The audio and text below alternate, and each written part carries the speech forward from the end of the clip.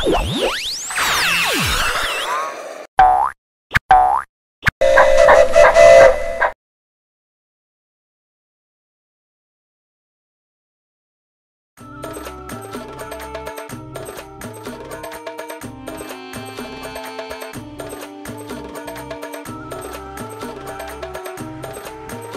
Baghdad నగరంలో ప్రారంభమవుతుంది. ఇక్కడ అలీబాబా అనే పేద చెక్కలు కొట్టేవాడు తన భార్య మరియు పిల్లలతో నివసిస్తున్నాడు. తన పేదరికంలో ఉన్నప్పటికీ అలీబాబా తన సాధారణ జీవితంతో సంతృప్తి చెందాడు.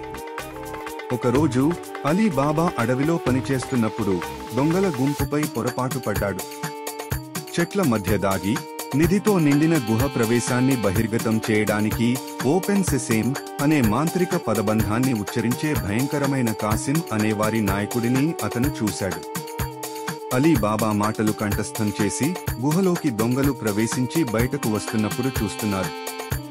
తన ఆవిష్కరణతో ఉత్సాహంగా అలీబాబా తాను తీసుకువెళ్లగలిగినంత నిధిని సేకరించి ఇంటికి పరిగెత్తాడు. అక్కడ అతను తన సోదరుడు కాసింతో గుహ రహస్యాన్ని పంచుకుంటాడు. అయినప్పటికీ కాసిం యొక్క దురాశ అతనిని మెరుగుపరుస్తుంది మరియు అతను మాయా పదబంధాన్ని పూర్తిగా అర్థం చేసుకోకుండా గుహకు బయలుదేరాడు. అతను గుహ వద్దకు వచ్చినప్పుడు అతను పదాలను గుర్తుకు తెచ్చుకోవడానికి చాలా కష్టపడ్డాడు మరియు చివరికి దొంగల చేతిలో చిక్కుకున్నాడు. వారి చీఫ్ నేతృత్వంలోని దొంగలు కాసిం యొక్క గుర్తింపును కనుగొని అతిక్రమించినందుకు శిక్షగా అతనిని చంపారు. అలీబాబా తన సోదరుడి మరణంతో కృంగిపోయాడు మరియు అతనికి సరైన ఖననం చేయాలని సంకల్పించాడు. అయితే కాసిం మరణానికి సంబంధించిన నిజాన్ని బహిర్గతం చేయడం దొంగలను తన సొంత గూటికి నడిపించగలదని అతనికి తెలుసు. అలీబాబా యొక్క శీఘ్ర బుద్ధిగల బానిస మోర్గియానాలో ప్రవేశించండి. మోర్జియానా అలీబాబా ఇంటి నుండి అనుమానాన్ని మరల్చడానికి ఒక పథకం రచించాడు.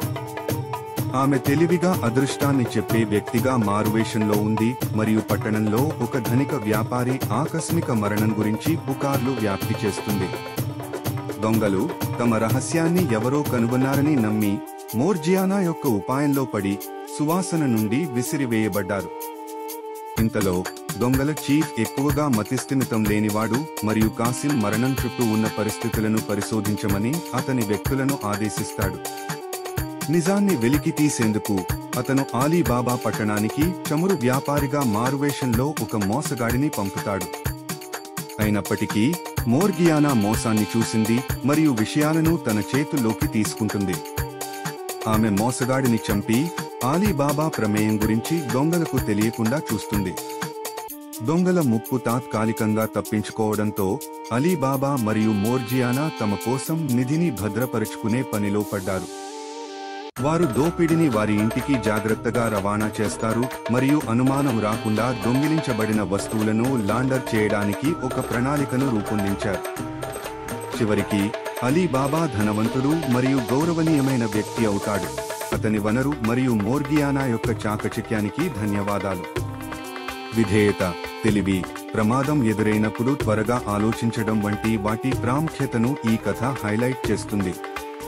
అలీబాబా అండ్ ది 40 థీవ్స్ అనేది థ్రిల్లింగ్ అడ్వెంచర్లు మరియు చిరస్మరణీయ పాత్రలతో ప్రేక్షకులను ఆకర్షిస్తూనే సాగే ఒక కలకాలం కథ.